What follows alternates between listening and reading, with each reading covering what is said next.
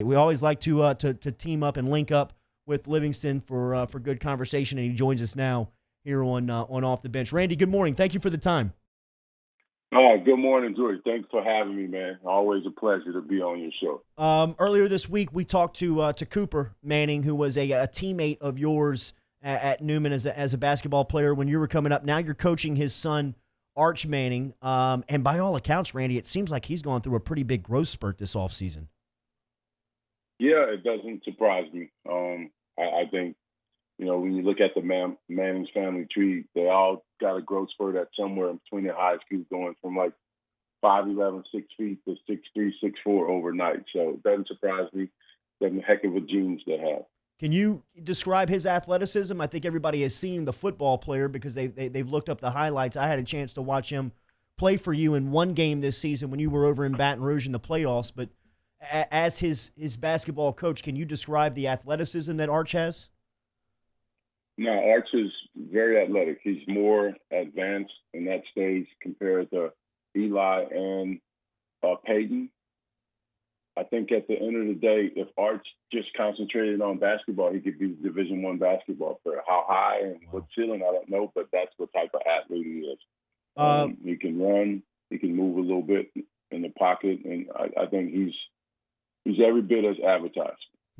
You were a quarterback coming up as well. You've seen him play one season as a varsity starter. From a football player, from just watching him play the game as a football player, what do you see? Special. Like I haven't seen anything like him. I know there's so many players, you hate to compare, but like I always said, Eli and Peyton turned out to be two of the very best, of their time. And at the same stage, I agree with, their grandfather, Archie Manning. He's just better. And that's scary to me. I tell people all the time that ask about Arch.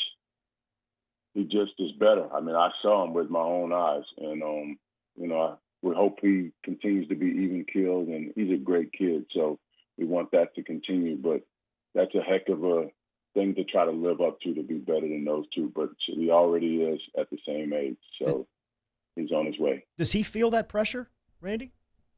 Does it even touch him? I think the family does an incredible job of shielding him from that, but you can't help but to feel that pressure. Mm-hmm. Arch is in my advisory group at Newman, which we kind of stay with the class all 4 years. And so, part of that is to be able to help him be a normal kid, normal student. And then, I've been through it, so I'll be able to see signs, and I haven't been able to see that so far. I think he's handled it great. And I think a lot of that goes to the family. They've kind of shielded him from that, which I think makes it a little bit easier. Yeah, so he's not showing any feeling of that pressure yet. For sure. Cooper was talking about how great of a resource you've been, not only as the basketball coach, but just as somebody that they can go and talk to. And I'd imagine that's the same for Chris Lockett Jr.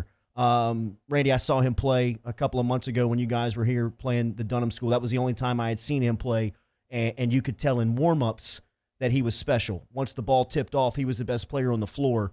What do you anticipate the next 3 seasons to be like for Lockett?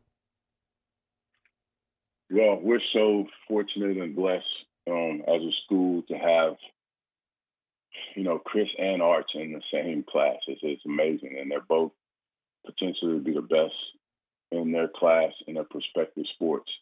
But Chris is special. He's the thing is, people haven't seen the best of Chris because he dealt with tendonitis the whole year, and he's gotten better than most young players. I did when I was growing up. So I think athletically, when that catches up to him and we get him in the weight room for full all season, which COVID has, tempered that a little bit. But, we'll start working out again on Monday. And once he becomes stronger and get more athletic and the tendonitis calm down, I think you're going to see it even better. Because from a knowledge of the game and skill-wise, he's one of the best up there. They just did a list down here in New Orleans of the top 25 players in the metro area, regardless of class, and he was number one. And so it's just a matter of time. When his athletic ability and him getting in the weight room catches up with everything, I mean, he's going to be one of the best players in the country. So it's exciting times for Newman. It'd be like me and Odell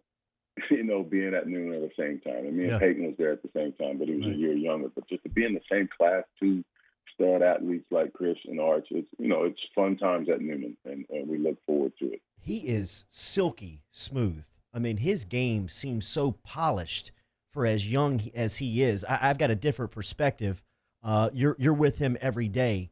Where is his game seems a lot more advanced than his age would lead you to believe.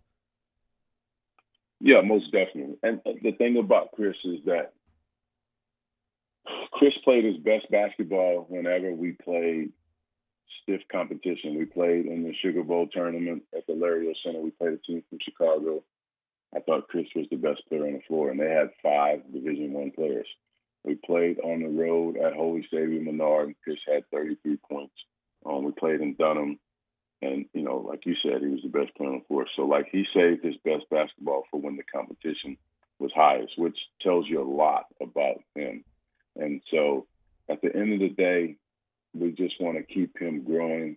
We want to keep him getting better, and I think the sky's the limit for him. But his offensive package is scary for such a young age. I mean, he can play in the mid post, he can play pick and roll, he can guard people bigger than his size because he has that competitive nature in him, and so he's going to only keep getting better, and that's a scary sign, for the rest of the players and teams here in Louisiana.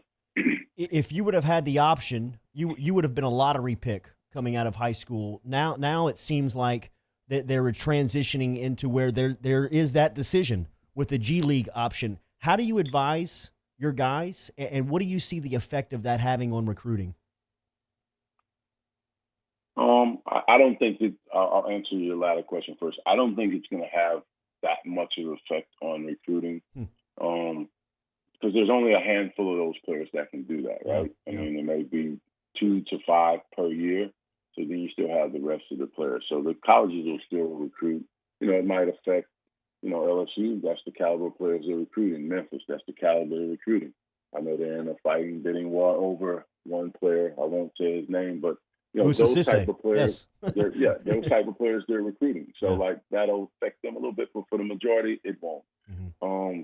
For us giving the kids advice, at the end of the day, it's free country, free will. If a kid is ready to do that and take care of his family, so be it. The thing is, at the end of the day, I know going through what I've gone through and been around athletes for such a long time, none of them are truly ready for professional basketball, professional life off the court at age 18, 19, 20, 21. So, that side of it, you have to weigh it. But if talent-wise and the team wants to draft you in the first round, top 10 picks coming out of high school, I mean, you got to look at it. And so at the end of the day, I have a unique perspective on that just from going through all my personal life story and injuries and stuff. So I think you can never tell a player no, but you got to weigh all the options and you got to do what's best for your family at the end of the day. You've got the best player in the city of New Orleans as a rising sophomore in Chris Lockett Jr. as a high school coach in this state. What's the state of the game of prep basketball in the state of Louisiana right now? How do you feel about it? Well, I thought for whatever reason there was a huge talent gap in 19 and 20 class. There was a few players, but not consistently across the board. 21, it starts to get a little bit better. And then 22 is probably the best class in Louisiana for some times. And I say that because they're bigs in the Louisiana area, which most of the time there's only guards and there might be one big, but there's probably 4 or 5 bigs that can play high level Division I basketball. We have one down here that plays in my AAU organization, Kyron Ratliff at Booker T. Washington, 6'9", silky smooth, can shot block, can shoot, can handle. There's another kid in our program, Solomon Washington at Carver, who reminds me of Bo Outlaw, who's just active energy, but he's going to garner big time stuff. There's another kid, Dorian Finister at Carver, his teammate, that's come out of nowhere and, is one of the top players in that class of 2022. And then right there in Baton Rouge, Jeff Jones has Percy Daniels that's really, really, really going to be good. So when you start to talk about that and you're putting classes together, I think 22, the class is in good hands. And then obviously Chris and 23 behind them, there's some really, really good players. So 22 and 23 are shaping up to be, to me, two of the best classes back to back that Louisiana had in a while. And it's exciting times. I think on the national level, you'll start seeing more guys ranked in the top 50. We're pushing these guys. We're going to have events for these guys to get scouts in, but it's a bright future for basketball in the state, and I'm excited to be a part of it in all levels, high school, AAU, and just pushing these guys to be the very best they can be. So, I know Will and those guys in Baton Rouge have done a tremendous job of recruiting out of the state, but I think starting in 2022, whether it's Tulane, LSU, whomever, they'll have their pickings right here in the state. They won't have to go far.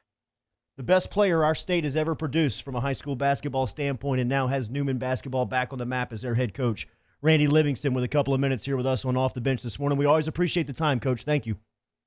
Oh, thank you, Jordy. Anytime, and keep doing the incredible job that you guys do every morning. Thank you, man. Thank you. There's Randy Livingston checking in from New Orleans this morning.